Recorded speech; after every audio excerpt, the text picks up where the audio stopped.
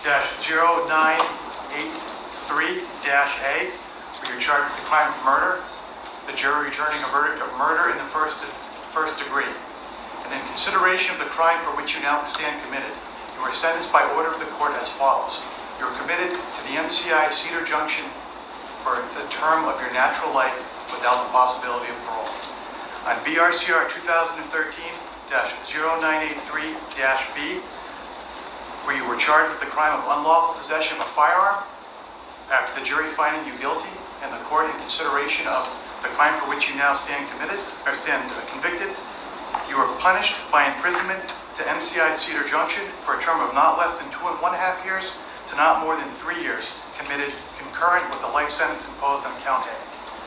On BRCR 2013-0983-C, where you're charged with the crime of unlawful possession of ammunition, after being convicted by the jury, you now stand convicted, and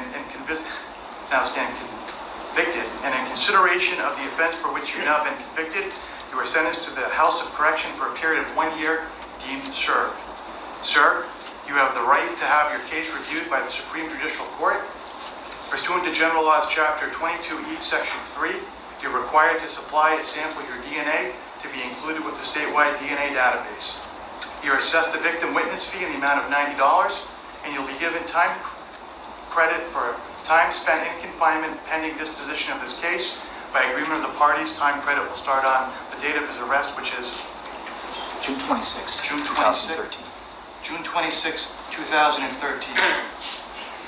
At this point, sir, you stand committed and you're in the custody of the court officers pending execution of your sentence at the state prison.